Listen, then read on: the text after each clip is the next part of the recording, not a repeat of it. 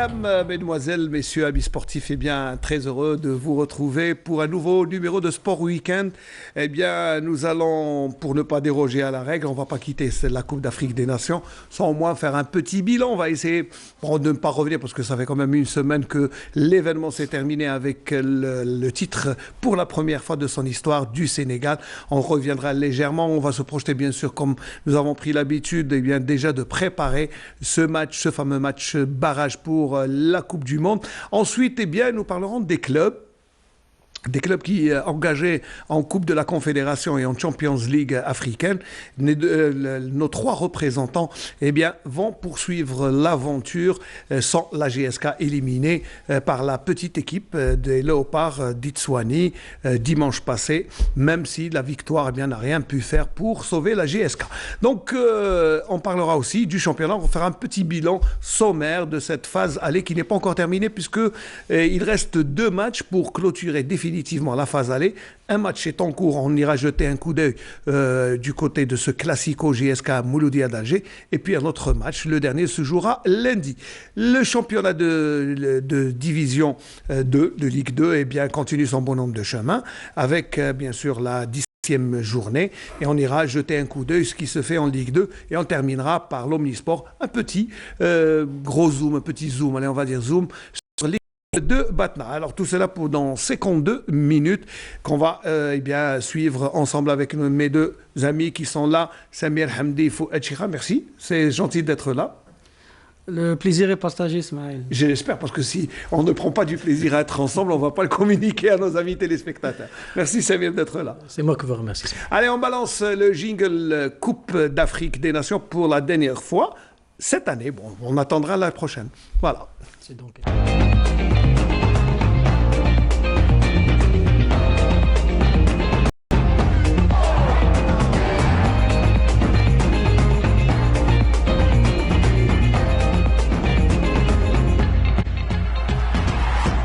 Oui, c'est vrai que la prochaine Coupe d'Afrique des Nations, c'est dans quelques mois, c'est dans pas longtemps. Mais enfin, on va s'arrêter juste un petit moment parce que c'est important. Comme c'est la première fois que cela arrive, le Sénégal eh bien, est monté sur la plus haute marche du podium après 3 finales. C'est quand même important pour une équipe, mais une valeur marchande de la qualité. Ça fait 3-4 ans, un peu plus. Je crois que le Sénégal est première équipe africaine. Donc je pense que c'est amplement mérité. Il n'y a rien à dire, on ne peut pas revenir, on ne va pas douter de la victoire du Sénégal. Ça, c'est mon avis. Hein. Vous pouvez dire ce que vous voulez. Oui, tout d'abord, bonsoir Ismaël, Samir, bonsoir à tous les téléspectateurs. Oui, c'est amplement mérité. Le Sénégal, donc, sur la dynamique de ces dernières années, donc déjà deux fois finaliste, 2017. 2019. Et la dernière fois 2019. Voilà, il y a une stabilité de l'effectif, du staff technique, donc c'est amplement mérité. Non, je crois que c'est la 4e même. Il y a eu celle du Cameroun perdue contre le Cameroun, au penalty, au tir au but. 2002, oui. 2002. Et c'était Aliou Cissé, l'entraîneur, qui avait raté le dernier penalty, qui avait permis au Cameroun de remporter. Exactement. Je crois qu'on rend un peu la monnaie de la pièce. Juste pour la petite histoire, pour ajouter du lot à moulin de notre ami, les 2 seules défaites du Sénégal, c'est face à l'Algérie, entre les 2 éditions. Oui. Entre 2019 et... Bon, c'est tout ce que l'équipe nationale est la bête noire de cette formation sénégalaise qui ne nous a jamais battus. Ouais, ils ne nous ont jamais battus, mais c'était notre favori. Si vous vous souvenez, Ismaël, la dernière fois, on avait misé sur le Sénégal et vous avez misé sur le Cameroun. Et... pour vous contrarier seulement. Et c'est lui qui a gagné. Non, moi je perds toujours. Non, mais le premier qui avait dit, c'était Genouf, quand même, qui a, dès l'entame, avant même le premier match, il avait annoncé la couleur avec le Sénégal. Mais c'est amplement mérité. C'est vraiment... Ouais, Sénégal, en plus, il fallait souligner qu'il y avait un joueur au-dessus du lot, c'était Sadio Mané. Il n'est pas le seul, donc il y a plusieurs joueurs qui jouent donc dans des clubs de haut standing, donc clubs européens, donc voilà, donc c'est comme je l'ai dit, donc c'est amplement mérité. Puis bon, un mot sur, c'est un pari quand même, parce que Aliou Cissé, je pense qu'il était l'un des hommes les plus heureux, on l'a vu se relâcher lui, qui était quand même Samir, c'est ça, hein, parce que... Parce qu'il attendait beaucoup, vu que vous l'avez rappelé, Ismaïl, il a raté le dernier penalty qui a permis au Cameroun d'être sacré en 2002.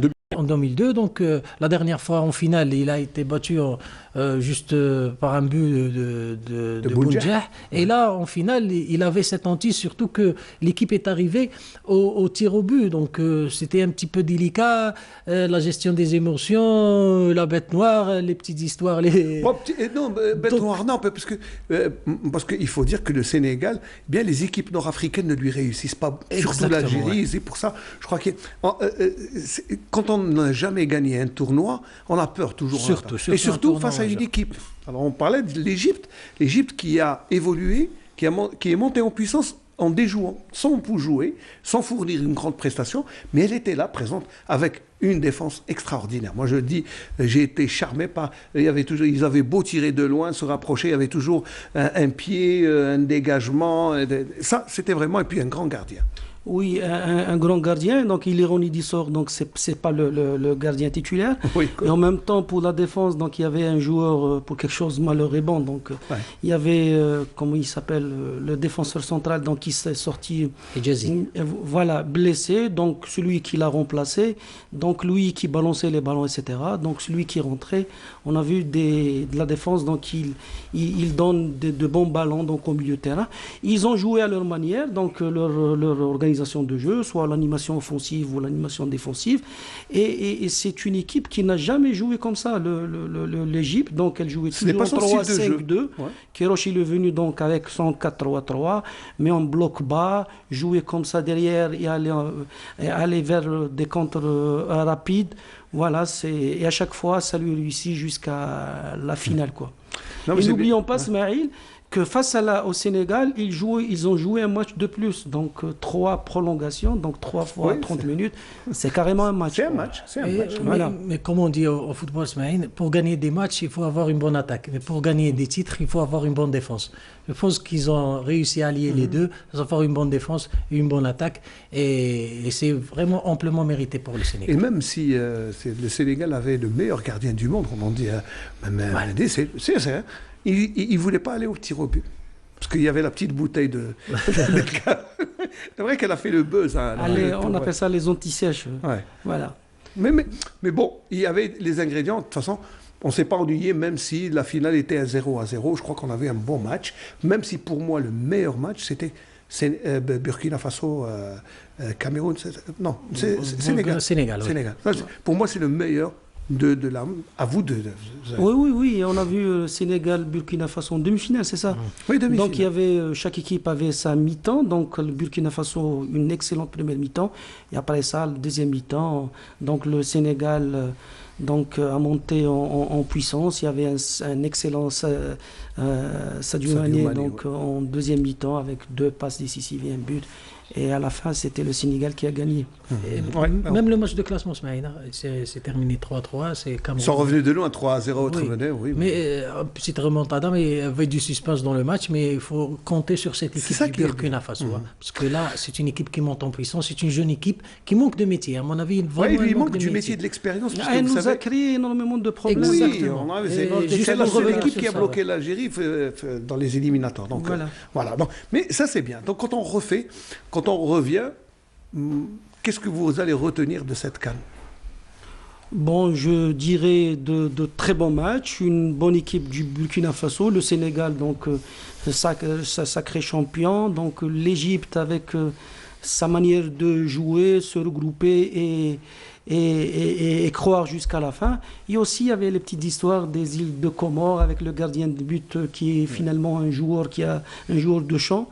C'est une première dans les annales de football, surtout dans ces tournois de Coupe d'Afrique ou Coupe du Monde. Un joueur, donc il rentre d'entrée en poste de gardien de but. Donc voilà, il y avait du suspense, il y avait du jeu, il y avait des buts.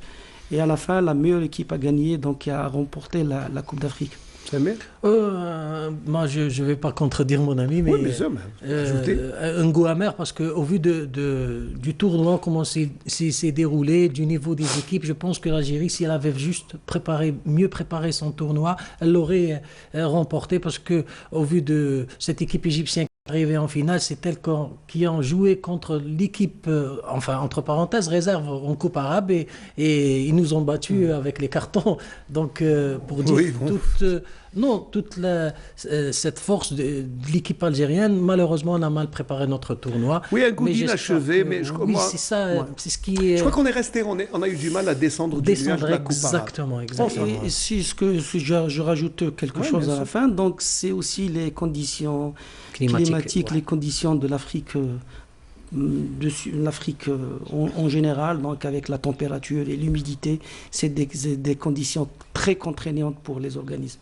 Oui, ben moi je retiendrai aussi autre chose quand même, l'arbitrage qui confirme sa mauvaise réputation, excusez-moi de le dire, mais on n'a jamais vu... bon, après, l'arbitre qui a fait Mali-Tunisie a beau présenter des excuses, qu'il a eu un coup de chaud, comme il a dit. Hein, moi, je répète ce qu'il dit, mais sinon, c'est vrai qu'on reste un peu... Et malgré la présence de la VAR. La VAR marchait quand elle voulait, aussi, parce qu'elle a déjoué, elle n'a pas joué en faveur de l'Algérie, mais je pense que c'est un bon enseignement pour la bande d'Abdelmadi, pour justement... préparer son match contre le Cameroun. Quand on avait le Cameroun, je pense que l'Algérie a visualisé, peut-être a bien noté son adversaire, a bien suivi, et je pense que c'est le meilleur moyen de préparer les matchs barrages. Justement, je voudrais juste rebondir sur ça, demander à notre ami Fouad, est-ce qu'il est préférable de préparer le prochain rendez-vous à proximité du Cameroun, à savoir le Sénégal? Oui, donc je l'ai dit la fois passée, je le répète maintenant, donc il y a toujours une adaptation qui s'installe à partir de 10 voire 2 semaines. Donc, mais on n'a pas le temps, là, juste des jours, je pense. Le minimum, c'est une semaine. Ça pour l'acclimatation. Ça va être juste l'acclimatation. Nous avons ici en Algérie un climat chaud au sud algérien, mais le problème, c'est l'humidité qui aggrave aussi la contrainte climatique. Vous vous rappelez, si on perd 10% d'eau, c'est ça? 1% d'eau, c'est 10% des... Ah oui, 1% du poids corporel en eau, donc cela coïncide avec 10%, diminution de 10% du rendement moteur, 2% c'est des 20%, 3%, donc 30%, 4% c'est 40% du rendement moteur. Sur un match, on peut perdre combien? Ça dépend de l'effort. Ça dépend des conditions climatiques et ça dépend de l'enjeu, ça dépend de l'intensité du match. Il nous est arrivé de voir en plein Ramadan, premier match, donc c'était en mois d'août, une équipe algérienne, donc il y avait une moyenne de 4,9% de poids corporel perdu.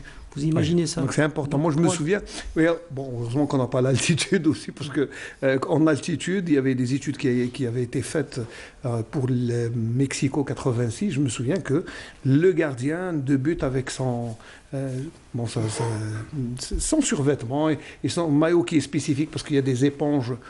Chaque entraînement, le gardien perdait 1 kg à 1,5 kg dans le poids.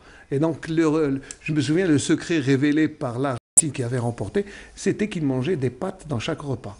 Et ils abusaient même des pâtes. À l'époque, c'était pour récupérer. Donc, ça peut expliquer que chaque match a ses conditions. Et là, bien, il vaut mieux être le plus proche possible du Cameroun. Plus proche, c'est soit le Nigeria, soit la Côte d'Ivoire. Parce qu'à peu près, c'est le même climat. 2 jours, ça va être juste. 2 jours. Vous savez, il y a les contraintes aussi des dates FIFA et tout. Exactement, mais comme le Cameroun a choisi de jouer juste à la première journée, donc il nous laisse pratiquement 48 heures pour nous préparer. Et à ma foi, je pense que ça va être... J'espère qu'ils vont se préparer convenablement. Ce qu'il faut retenir, qu'il y a une préparation, et parmi ces aspects de préparation, il y a aussi l'adaptation au climat, mais il y a d'autres aspects. Il y a d'autres aspects. Préparation aussi. L'altitude, comme tu l'as dit, ça c'est un autre problème. C'est un autre débat, mais je voulais donner... Il y a aussi le voyage. Je voulais donner un exemple, c'est tout, Samir. Bon, alors, il y a eu une annonce aujourd'hui, par la Côte d'Ivoire, qui avait annoncé l'organisation du CHAN de 2023 qui avait été décalé. Bon, l'annonce en fait Ça fait le tour. Ça fait le tour des réseaux d'information. Et puis, ça a poussé la Fédération algérienne à faire un communiqué basé sur les déclarations du président Amara qui dit, qui confirme la tenue, bien sûr, de ce tournoi, bel et bien, au mois de janvier prochain. Alors, nous avons en ligne le chargé de communication de la Fédération algérienne de football, M. Saleh Bey Aboud. Bonsoir, Saleh Bey. Bonsoir Ismaël, bonsoir Samir. Je sais pas qui est avec vous. Fouad Chiha, c'est un instructeur CAF que vous devez connaître. Je connais bien. Je le salue. Voilà, alors, on s'est déjà croisés lors des formations. Très bien, voilà. Donc c'est un habitué de Deli Ibrahim de la fédération. Tout à fait. Alors, Saleh Bey Aboud, alors aujourd'hui, les événements et l'annonce de la fédération ivoirienne d'organiser le CHAN, le championnat, je vous rappelle, championnat des joueurs locaux. Alors, qu'en est-il exactement? Qu'est-ce qui vous a poussé à faire ce communiqué? Enfin, le communiqué est clair parce que il y a eu tellement de... cette rumeur a été un peu colportée un peu partout, donc ça a un peu inquiété les supporters algériens, peut-être tous ceux qui suivent de près le football national. Donc il a fallu réagir et remettre un peu les choses dans leur contexte et confirmer encore une fois et démentir cette... je dirais pas une rumeur, mais je pense que c'est une maladresse, ou bien que la partie ivoirienne s'est trompée de date concernant l'organisation du CHAN, parce que celui de 2022 va être organisé en 2023. Donc il devait être organisé en 2022, mais comme il y a eu la pandémie de la Covid-19, donc la CAF l'a décalé à 2023, et ça sera du 8 au 31 janvier 2023. Donc, et d'ailleurs, dans le dernier courrier de la CAF concernant le calendrier des compétitions sur les années 2022, 2023 et 2024, le CHAN est bien installé en Algérie, et c'est l'Algérie qui va l'organiser, Inch'Allah. Donc il n'y a pas de souci là-dessus. Ouais, alors, il y a eu certaines... toujours pour rapporter ce qui a été dit, c'est que peut-être, ils ont dit que peut-être l'Algérie n'était pas prête. Je crois que non, quand même. Nous sommes à l'orée d'organiser des Jeux méditerranéens. Je pense que nous sommes fin prêts, et au vu de ce qu'on a vu au Cameroun, je crois que nous sommes bien plus près que d'autres pays. Voilà. Oui, mais même si ce n'était pas le cas, c'est pas comme ça que ça se passe. C'est-à-dire que d'abord, l'attribution elle a été faite en 2018, elle a été confirmée par la suite, donc on ne peut pas retirer comme ça une candidature ou l'organisation d'une compétition aussi importante que le CHAN sur un coup de tête. Donc il faudrait qu'il y ait d'abord les raisons pour que l'Algérie n'organise pas. Oui, un argumentaire. Il faudrait que le comité exécutif de la CAF se réunisse pour décider d'une telle chose. Ce n'est pas le cas. D'ailleurs, le prochain bureau fédéral qui va se réunir dimanche, l'un des points inscrits à l'ordre du jour, c'est justement la préparation du CHAN 2023 et aussi de la CAN U17 qui va être organisée la même année en avril, du 8 au 30 avril 2023, toujours en Algérie. Le CHAN, je pense que les travaux de réhabilitation du stade de Shahid Hamlaoui Constantine avancent bien, donc je pense qu'il sera prêt d'ici la date. Oui, je vous confirme qu'il sera au rendez-vous. Et les autres stades, le stade d'Oran, je pense qu'il est déjà pratiquement presque réceptionné puisqu'il va abriter les Jeux méditerranéens. Le stade du 16 juillet, il est déjà opérationnel et fonctionnel. Le stade de Blida également. Le stade d'Annaba est privé également pour des travaux de réhabilitation. Donc, et là, peut-être dans les semaines à venir, on attend à ce qu'il y ait une commission d'inspection de la CAF qui va venir voir de plus près un petit peu l'état d'avancement des travaux et des préparatifs de l'organisation de cet événement. Très bien. Bon, ça, on a compris. Le communiqué est clair. Donc, on aura bien notre CHAN aux dates prévues. Alors, on va pas quand même... on va profiter de l'occasion qui nous est offerte. Bien évidemment. Et oui, bien sûr. L'équipe nationale. Bien sûr. Alors, l'équipe nationale, bien sûr. Donc, la nomination et l'installation de M. Djahid Zefzef au poste de manager général, je pense que c'est quand même une plus-value assez importante pour l'équipe nationale, mais aussi, eh bien, nous, on s'inquiétait des conditions de préparation. Est-ce que vous avez déjà une idée sur le programme, comment vous allez faire le déplacement? Est-ce que vous allez vous préparer juste à côté du Cameroun? Comment un peu ça va se passer? Non, bon, d'abord, il y a eu une réunion, ensuite d'autres réunions qui ont suivi l'installation de M. Zefzef pour justement préparer cette double confrontation. Le président de la fédération a assisté à une réunion la semaine dernière à Blida, sous la présidence de M. Louali. Donc, sur la partie algérienne, on peut dire que nous sommes prêts. Maintenant, nous attendons les dates officielles, parce qu'on ne peut pas programmer quoi que ce soit, que ce soit le déplacement ou l'hébergement, sans qu'il y ait les dates officielles. Les associations membres, donc habituellement, elles proposent à la CAF et à la FIFA et le jour, le lieu et l'horaire de la rencontre. Et la FIFA ensuite elle examine et elle arrête définitivement le calendrier officiel de tous les matchs. Donc il y aura 10 matchs, 5 matchs aller, 5 matchs retour.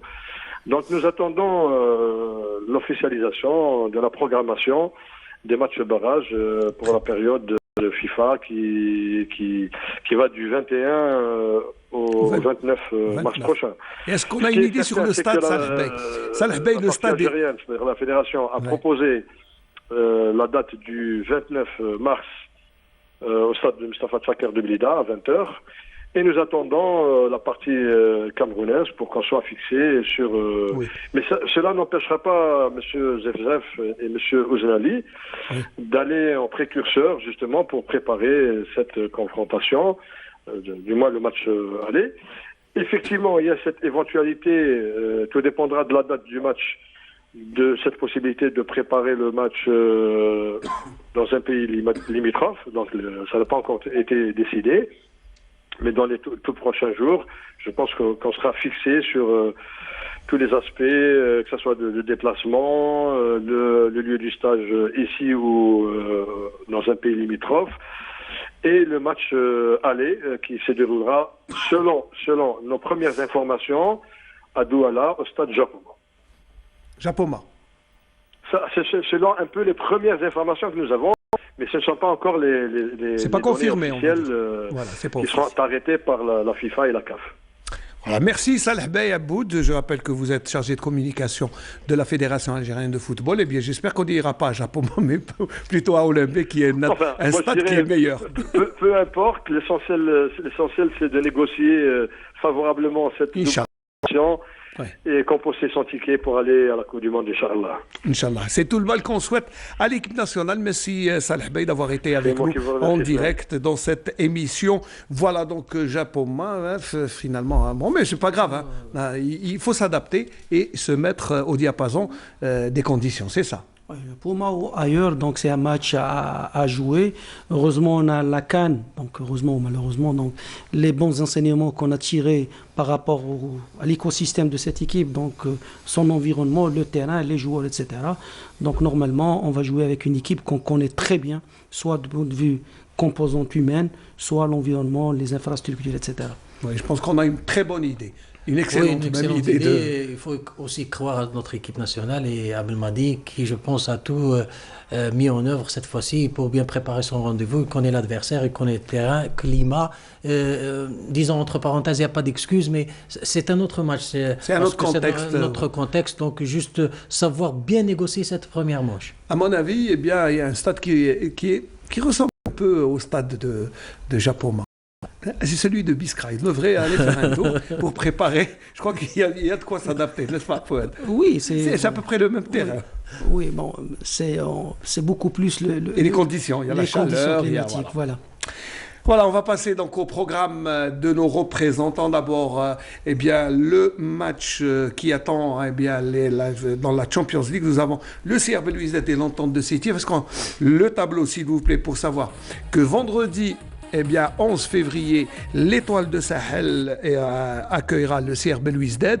Vous savez, l'Étoile de Sahel, il y a au moins 4 joueurs algériens qui jouent là-bas. Bon, et voilà. Et puis, le deuxième match qui concerne l'Entente de Sétif qui, eh bien, jouera contre Oroya. Donc, c'est quand même, on va dire, c'est des classiques, mais le CRB et l'Entente Sétif sont avertis. Dans la Coupe de la Confédération, eh bien, nous aurions souhaité avoir contre l'Ittihad Libye l'équipe de la GSK, mais bon, la GSK s'est fait éliminer sur le fil du rasoir, hein, grâce au but marqué en déplacement. Royal Léopard qui affrontera l'Ittihad, mais la date, ça sera pour le mois de mars. Donc le match qui nous intéresse, c'est Saoura contre Orlando Pirates. Ça, c'est le programme annoncé. Donc, juste un petit sujet, un petit VTR de notre ami Saïd Flak pour planter l'ambiance des représentants de nos représentants en Coupe africaine. La CAN terminée, place désormais ce week-end de retour des compétitions continentales interclubs avec pas moins de 3 clubs algériens engagés, en l'occurrence le CR Belouizdad, l'Entente de Sétif et la GS Saoura. En Ligue des Champions, le CRB, double champion d'Algérie et auréolé de son titre honorifique de champion d'hiver, affrontera ce vendredi à Tunis l'Étoile du Sahel où évoluent notamment 4 joueurs algériens, Houssine Ben Aïada, Youssef Laouafi, Lies Ben Youssef et Zindine Boutman. Le Chebeb tentera d'entamer cette édition du bon pied face à un adversaire habitué à prendre part à ce genre de rendez-vous. International game. C'est un match international et il faut bien le préparer pour espérer ramener un résultat probant. Nous avons bien étudié notre adversaire ces 4 dernières semaines. On sait qu'il traverse une période difficile et qu'il a quelques problèmes, mais cela ne nous intéresse pas vraiment. Nous devons bien négocier ce match assez spécial, sachant qu'on va évoluer à l'extérieur. De son côté, l'Entente de Sétif, qui signe son retour dans cette prestigieuse compétition, a participé la saison dernière à la Coupe de la Confédération, affrontera dans le groupe B la coriace formation guinéenne de Horia Conakry. Ce qui reste sur une défaite 1-0 concédée lundi en championnat sur le terrain de l'USMA est appelé à sortir le grand jeu face à un adversaire qui caracole en tête de son championnat. طوينا صفحة تاع الشامبيونا ورانا كونسونطري 100% تما لا فاز تاع لي بول تاع كوب دافريك ما يخفالكش الفريق عنده ليكسبيريونس اللازمه باش يدخل ويسي يمشي بعيد في لا كوب هذه. En Coupe de la Confédération et dans le groupe B, la GS Saoura aura fort à faire en affrontant à Johannesburg ce dimanche les Sud-Africains d'Orlando Pirates. La mission des Béchari s'annonce compliquée, mais les joueurs demeurent déterminés à revenir au pays avec un bon résultat. On va affronter un adversaire très coriace, une équipe qui a pour habitude de disputer chaque saison la Ligue des Champions. On doit s'adapter, d'autant plus qu'on aura à effectuer un long déplacement. On sait ce qui nous attend, mais on ira à Johannesburg avec la ferme intention de ramener un résultat positif. Outre la GS Saoura et Orlando Pirates, le groupe B comprend également l'Ittihad de Libye et Royal Léopard d'Eswatini, club qui a éliminé dimanche dernier la GS Kabylie en 16e de finale. Ouais, voilà, c'est toujours dur de revoir ces images où l'équipe de la GSK s'est faite éliminer, mais bon, c'est la loi du football. Voilà. Est-ce qu'il y a un mot à raconter pour la Coupe d'Afrique des clubs? On souhaite bonne chance à nos représentants. On souhaite bonne chance à nos représentants. Le CRB, il a donc 4 matchs de derby, donc aller-retour contre l'Espérance de Tunis et l'Étoile de Sousse, donc c'est des derbys. Et l'Entente de Sétif va terminer le dernier match donc contre le derby contre le Raja de Casablanca. Oui. Donc tout ce qu'on peut souhaiter, c'est qu'il aille au bout, nos représentants, quoi. Difficile pour Saoura, mais je crois qu'Orlando Pirates est un habitué. Mais moi, je pense que Saoura est quand même un sérieux client aussi. Il y a cette petite expérience. Oui. Ils ont vraiment pris quelques habitudes, des bonnes habitudes de cette équipe de Saoura. Donc je pense que c'est dans leur corde. parce qu'il faut vraiment bien voyager en Afrique, on le sait. Si on négocie bien le match aller, ça va être un peu plus facile au match retour. Oui, au long de c'est un habitué de la Coupe d'Afrique, mais ce qui est le point positif pour Saoura, c'est qu'ils sont très costauds à la maison.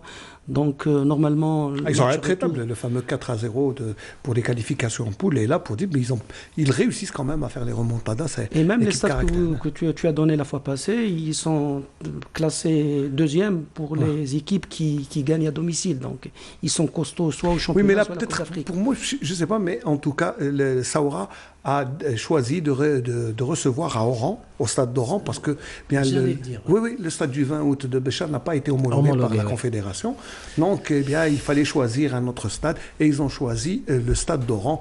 Bon, je pense que le public sera présent, Inch'Allah, et pour soutenir cette équipe. Donc, c'est pour ça, c'est peut-être la petite difficulté qui peut freiner un peu cette équipe de Saoura. Mais ils sont quand même bien... Ils ont l'habitude de voyager. Oui, c'est une équipe voyageuse, nous. Voilà. Allez, le jingle de Ligue 1 pour disséquer cette première, rapidement bien sûr, cette première phase qui n'est pas encore terminée. Allez, jingle.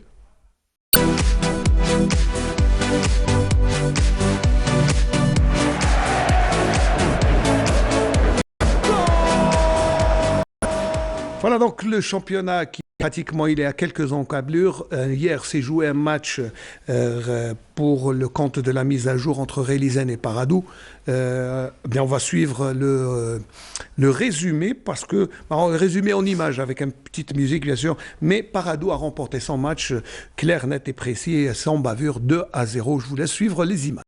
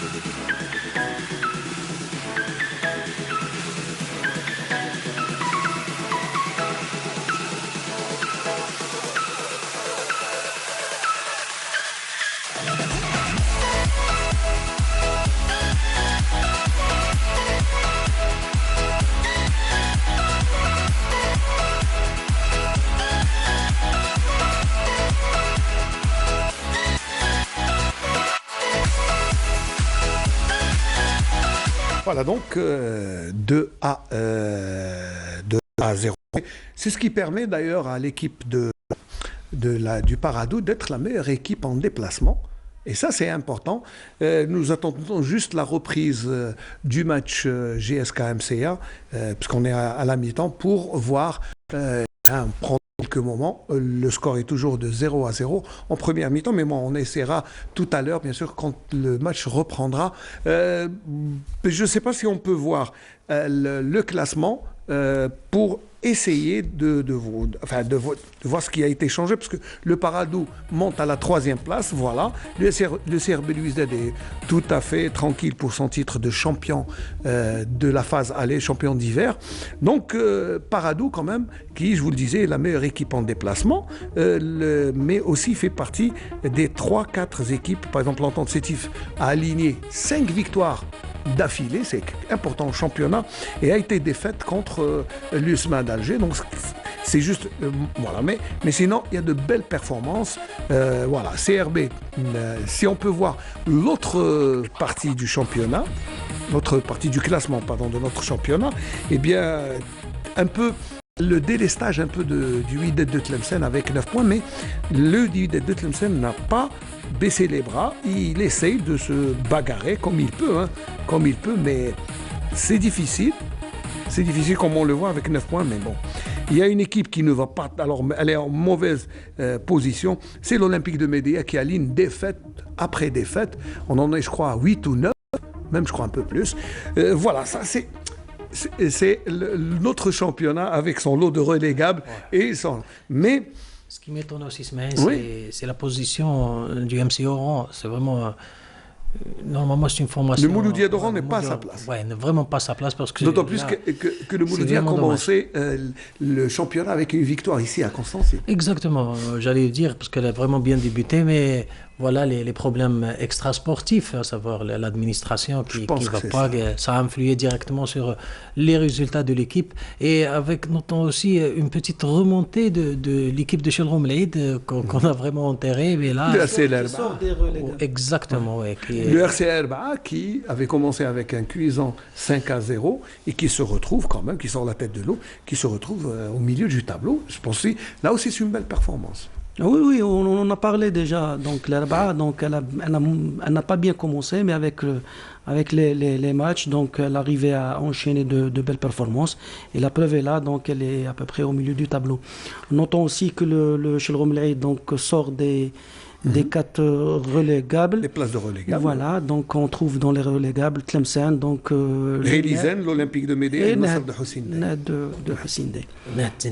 Net, c'est grand problème. Avec le départ de l'entraîneur, Abtselem, qui, la dernière fois, ils sont déplacés à Biskra sans entraîneur. C'est l'entraîneur des gardiens, Towel, qui a dirigé le match. Voilà. C'est la valse des entraîneurs. Tu as parlé du MCO. Le MCO, donc, il y a aussi le départ de Azdina Idjoudi, donc qui a commencé. Si on voit à peu près la valse des entraîneurs, presque toutes les équipes qui changent des L'instabilité aussi sur le plan administratif joue énormément. On le voit pratiquement, on ne va pas dire le mot, mais la débandade chez nos amis de Nusra Yasmaïn, parce que personne ne veut reprendre ce club, vu des dettes, vu les problèmes financiers qui jouent énormément, plutôt influent sur le rendement de l'équipe, alors que c'est le même acabit pour le MC Oran Smaïn qui, ma foi, mérite mieux, alors que les autres, il y a eu vraiment un faux départ pour certaines équipes, le dur apprentissage, comme on dit, de l'élite, mais ils se sont bien repris, notamment chez le Romelid et l'Albra, alors que Tlemcen, je ne sais pas, mais elle a abdiqué, certes, elle a... Je crois, mais non. Ils ont quand même réussi à annuler une victoire lors des 2 derniers matchs. Donc, vous savez, il est encore trop tôt. Mais moi, j'ai une équipe en sympathie, c'est Biskra, qui est quand même classée à la 7e place. Peu de moyens, pas de grands joueurs, mais qui arrive à enchaîner les bons résultats. Et un très mauvais terrain. Et pourtant, elle a commencé en classée première. Donc, oui, elle a été leader, elle a lâché du lest. Mais c'était prévisible, même l'entraîneur Yous Bouzidi disait attention, pas besoin de se prendre la grosse tête, c'est juste un bon début, mais après on va rentrer dans... Bon, je crois, mais c'est une des révélations, parce que si on voit dans le haut du tableau, elle n'est pas le mieux nantie. Non, mais ils ont bien appris des leçons de la saison dernière, ils ont bien débuté. À savoir essayer d'être intraitable à domicile, c'est ce qu'ils ont réussi à faire, enchaîner des bons résultats, 2-3 victoires et vous êtes en haut du tableau. Il ne faut pas aussi enlever le mérite de Bouzidi, parce qu'on le décrit beaucoup, mais lui il a réussi à donner cette identité à ce club. Les joueurs ont une certaine osmose, ils travaillent, les victoires appellent les victoires, et là je pense qu'ils ne sont pas loin de réussir leur défi, à savoir il prévoit d'être, je pense, pas dans le haut du tableau, mais assurer le maintien très tôt dans la saison. Allez, un avis de technicien. Alors que d'autres équipes n'ont pas appris la leçon. Donc, je pense à mauvais élèves toujours. Donc, on est de RCR, donc Rélizen, qui était donc dans de mauvaises postures l'année passée déjà. Alors, on va écouter un entraîneur qui est venu au début de saison, donc il a une analyse particulière. C'est l'entraîneur de la jeunesse sportive de Saoura, Yagoupi, qui va nous livrer ses impressions sur cette première partie de championnat. الدوري الحمد لله شبيب الثورة أصبح فريق Dans le championnat, la jeunesse sportive de Saoura est devenue compétitive يعرف ينافس فريق يقلق الكثير من الفرق. دونك شوف نقول لك بصراحة elle est prise en considération dans les calculs des autres formations. Et c'est là l'essentiel.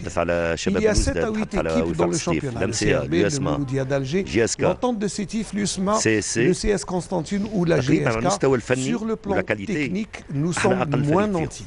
sur le plan individuel au sein de l'effectif, les équipes suscitées sont meilleures que nous, mais nous avons un meilleur esprit de groupe, une grande cohésion, peut-être parce que nous vivons ensemble avec une ambiance familiale dans une ville du Sud qui est calme et loin des grandes métropoles. La plus-value de l'entraîneur s'élève au grand maximum à 20%. Le reste, la décision revient aux joueurs qui la font sur le terrain. La gestion du vestiaire dépend de la relation qu'entretient l'entraîneur avec ses joueurs. Et sur ce plan, tout va bien, alhamdoulilah. Jusqu'à ce jour, il n'y a pas de renfort. Zéro recrutement. On ne peut jouer sur 3 francs avec un effectif réduit. 18 joueurs seulement et 3 gardiens de but, c'est peu. Et on aimerait que la direction nous renforce dans les prochains jours avec 2 à 3 joueurs. Je tiens à remercier nos supporters pour leur soutien indéfectible depuis le début de saison et surtout lors du dernier match contre l'Al-Ahly qui nous a tenus en échec, mais cela n'a pas altéré le soutien de notre galerie. J'espère que l'on fera plaisir à cette galerie pour le reste du championnat. Voilà, c'était Kaïs Yagoubi, l'entraîneur de la jeunesse sportive de Saoura. Voilà, et pour lui, il y a 7-8 équipes dans le haut du tableau qui ont de meilleurs effectifs, de meilleurs joueurs, de meilleurs moyens, mais Saoura est deuxième. Et Saoura est parmi les équipes qui a ses moyens donc financiers, une stabilité au niveau du staff administratif. Donc, tous les... Zéro recrutement, hein, c'est le même effectif. Zéro recrutement, donc ils peuvent, si le mercato était... Oui, non, le mercato n'est pas terminé. Donc ils ont les moyens pour amener 2-3 joueurs, surtout pour faire un turnover entre la Coupe d'Afrique et le championnat. Mais c'est une équipe qui a énormément de moyens, d'où la stabilité, une seule composante du staff administratif. Donc il y a le calme au niveau de cette équipe. Très bien. Allez ajouter un mot rapidement avant d'aller à... Non, juste demander l'avis d'un technicien sur ce débarquement, entre parenthèses, des entraîneurs tunisiens. Est-ce qu'ils peuvent nous donner ce plus dans le domaine technique? Après ça dépend des compétences. Donc on peut pas dire aux gens de ne pas venir. Donc nos techniciens peuvent partir, les autres peuvent venir. Donc s'ils peuvent donner justement une valeur ajoutée, marhaba, donc ils sont les bienvenus. Bon, je pense que les gens... Je crois que c'est mieux. Non, mais je pense que c'est des tendances. Il y a eu une période où il y avait des entraîneurs français, il y a eu une période où ils avaient des entraîneurs roumains. On a eu des entraîneurs, je crois, à l'époque ça s'appelait la Yougoslavie. Voilà, on a eu des entraîneurs russes. Donc à chaque fois, je pense qu'il y a des périodes comme ça, où vous voyez débarquer. Et on attendra la période où ça sera que des locaux, des Algériens, des Algériens compétents. Là, c'était pas très longtemps. C'était une mode où il y avait que des Algériens. Ça date pas de longtemps. Il y a une vingtaine d'années, il y avait que les. Mais des Algériens qu'on les laisse travailler. On les donne. Il faut conforter le coach. On leur donne tout le confort, toute l'organisation, tous les moyens financiers, tous les moyens pour l'organisation, pour bien travailler dans de bonnes conditions. Et surtout pérenniser.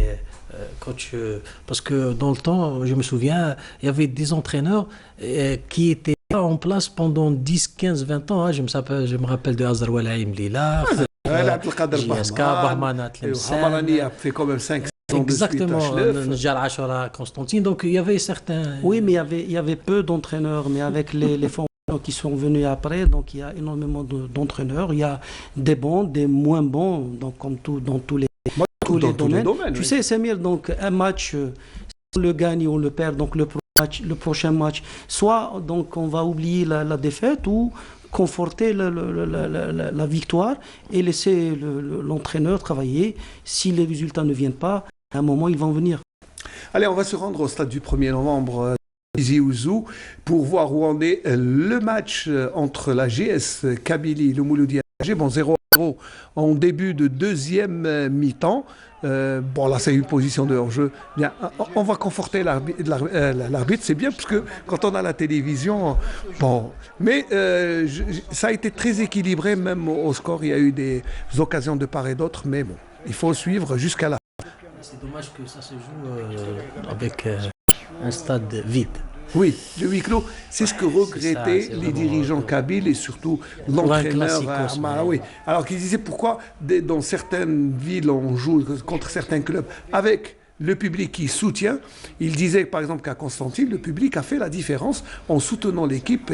Mais il dit nous à Tizi Ouzou, on joue à huis clos. Et on sait qu'un match à huis clos, c'est... voilà, c'est pas tout à fait ça. Surtout une affiche comme ça, Smaïn, avec un public, c'est le classique. Ça aurait été autre chose.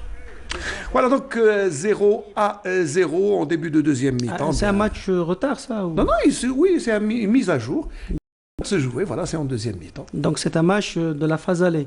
De la phase aller, oui. D'accord. Voilà, donc bon, on va vous faire plaisir. On va d'abord le programme de ce qui reste à jouer. Alors, voilà. Alors, aujourd'hui, JSK MC, vous avez vu, c'est encore 0-0. JSK Paradou, ça sera lundi à 17h30 pour clôturer cette première phase. C'est le dernier match qui se jouera, bien sûr. Alors là, je ne sais pas si c'est un pénalty. C'est jeté. Très bien, mais bon.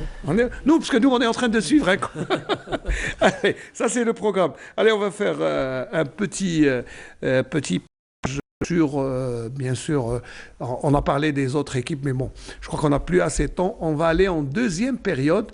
On peut suivre juste ce coup franc qui paraît dangereux pour la GSK. Voilà, merci. On va juste suivre. Je pense que Bouhaka, qui est Doumbia, vont plonger vers le deuxième. Que de monde dans la surface de réparation algéroise. Il va prendre certainement pour tenter le coup de surprise direct. Il va prendre son élan Mansouri. Il y a 2, 3, 4, 5 attaquants. Côté Mouloudia, il prend son intérêt d'extrait. Balle repoussée en corner par la défense, qui était bien jouée par la défense algéroise. Et corner au profit de la JS Kabylie. Et c'était aussi bien joué de la part de Mansouri, mais il n'a pas tellement appuyé sa frappe.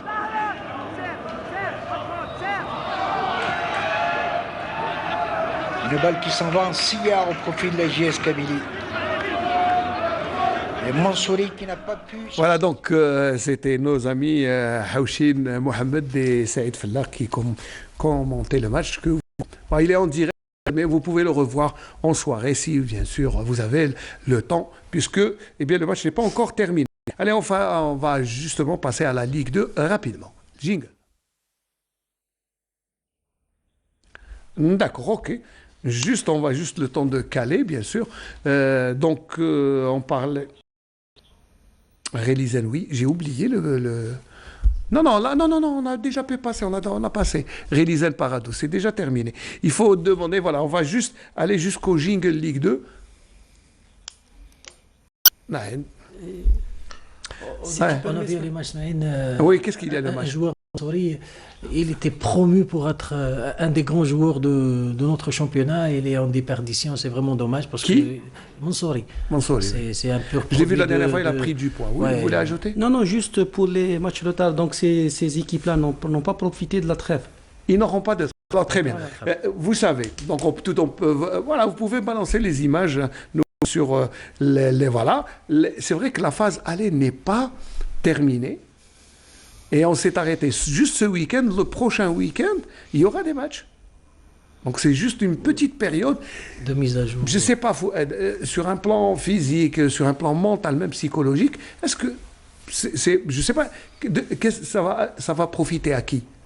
Bon, une trêve ou la trêve hivernale, donc elle est indispensable. Une coupure, elle est toujours indispensable. Pourquoi? Parce que les organismes ont besoin de se régénérer, de récupérer, et aussi de point de vue psychologique, une trêve, donc les joueurs peuvent penser à autre chose penser à autre chose que le football. Donc une semaine, la moyenne c'est entre une semaine et 10 jours, voire...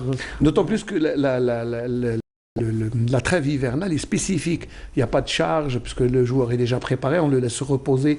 Les exercices, je pense, sont moins dosés. Après ça dépend de la période. Si c'est une semaine, 10 jours, si une semaine à 10 jours, tu as raison, donc il y a 3 périodes. L'étape 1, donc repos, après c'est des exercices d'entretien. Et la troisième étape, c'est la reprise collective. Si on a une période plus grande, là, on peut faire un petit travail physique. Ce n'est pas le travail physique de l'intersaison, mais c'est juste des piqûres de rappel de point de vue physique. Voilà. J'ai dit aussi que c'est indispensable. Pourquoi? Parce que aussi les organismes ont besoin de se reposer, de se régénérer. Et aussi, voilà, puisque ça coïncide généralement en Europe avec les fêtes de fin de l'année et de Noël, donc ils prennent beaucoup ils mangent beaucoup, les soirées, etc. Donc ils préfèrent de leur donner donc une semaine à 10 jours et après il y a un suivi pondéral, etc., des questionnaires, etc., pour revenir à la compétition pour la phase de retour. Donc, mais nous on enchaîne directement. Donc non, le problème c'est que pour les équipes qui jouent en Coupe africaine, ça c'est le plus grand problème. Ils n'ont pas reposé pendant l'été avec l'année passée, donc le championnat. C'est l'interminable championnat. Donc là on est sur une continuité. Et comme par hasard, la GSK a été la dernière équipe à jouer à cause de la Coupe de la Confédération. Le 28 août, ils ont joué. La dernière rencontre, c'était une mise à jour du championnat qui était déjà terminée. Bon, je ne vais pas revenir sur cet épisode. Et puis la GSK, n'a pas encore bouclé. Elle devra attendre lundi pour boucler ces matchs retard. Voilà, et pour la trêve, selon les études, donc le taux de blessure le plus élevé est pendant le mois de novembre, donc qui coïncide avec la deuxième partie de la phase aller. Donc cette trêve, elle est la bienvenue pour que les joueurs blessés reviennent de la blessure, récupèrent, il y a la réathlétisation, etc. de ces joueurs. Inch'Allah, allez, on va aller en Ligue 2. Le jingle est prêt.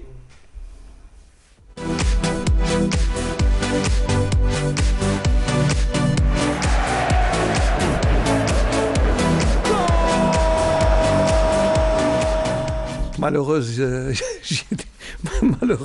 Ligue 2, on lui consacre jamais assez de temps, mais bon, il y a assez de temps, mais bon, on essaie de coller à l'actualité. Bon, allez, on va voir d'abord le classement après 16 journées. Ça, c'est le groupe Centre-Est, Bourj Mnaïl, qui a réussi à prendre un point précieux puisque pour avancer, et elle se maintient, elle qui a été championne de l'allée. Donc voilà, Bourj Bouariri, je crois qu'elle est déjà en bas, elle est l'Khdaria, il reste Mouloudia Al-Ulma même qui est un peu distancé avec Béjaïa, mais bon, ils peuvent revenir. Alors l'autre groupe, dans le groupe centre-ouest, le RC Kouba maintient son rythme toujours avec 38 points. C'est le plus grand nombre de points en Ligue 2. Donc c'est une équipe qui pratiquement a mis une orteil en Ligue 1. Alors, je crois que ça c'est mon avis. En bas, Indefla qui souffre. Et voilà, ça c'est le classement avant le programme de cette... le programme, alors un riche programme comme d'habitude, hein. Il y a cette équipe cette journée, voilà le programme rapidement avec un beau derby, Mobjé AGS Bourj Mnaïl, ça va faire ça fera une belle rencontre. Et l'autre derby, c'est Cheouia Mouloudia de Constantine, qui sera bien suivi, je pense, par beaucoup de gens. Voilà.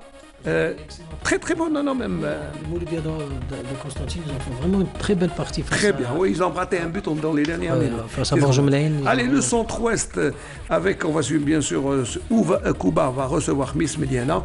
Bon, je pense que c'est du velours, alors que nos amis d'Aïn Defla devront se méfier de cette équipe de Boufarik.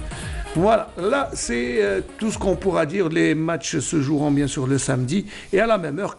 14h. Alors, juste pour essayer de rester dans notre émission, on va aller dans l'Omnisport pour suivre, bien sûr, un petit reportage sur l'équipe de Batna. Jingle.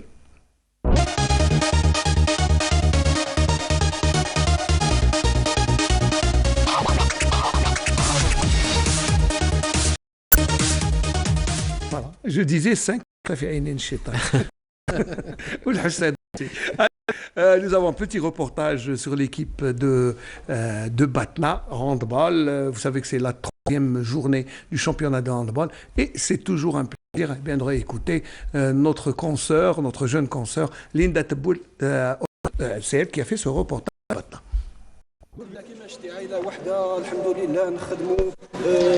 Alhamdoulilah, nous sommes une famille, on s'entraide entre nous pour avancer. Nous sommes une vraie famille avec ses problèmes et ses qualités. Ma relation avec les joueurs est une relation fraternelle. Un lien de fraternité très fort qui lie cette équipe. Le MM Batna ou Mouloudiyat Mouassasat Batna, un club de handball algérien qui évolue dans le palier supérieur du championnat national de handball. Nous sommes un groupe, on a des joueurs, on peut faire mieux que ça.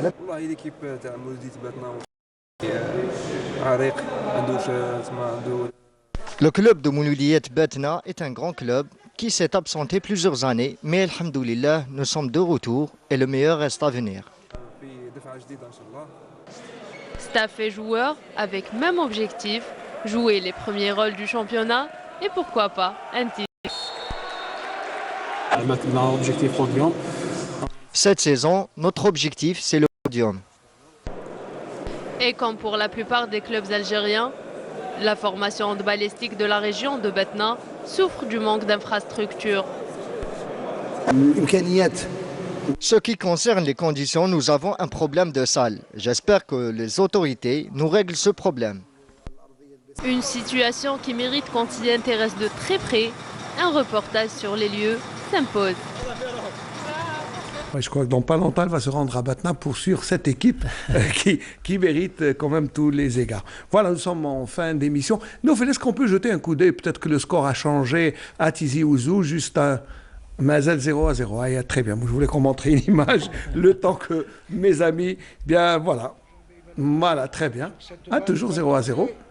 Et ce n'est pas sur ce genre de tir que la GSK va marcher. Il faut être plus précis. Fouad Cheha. Alors, juste avant de nous quitter, petite synthèse peut-être avant de quitter le championnat. C'est vrai que la GSK a été prouvée.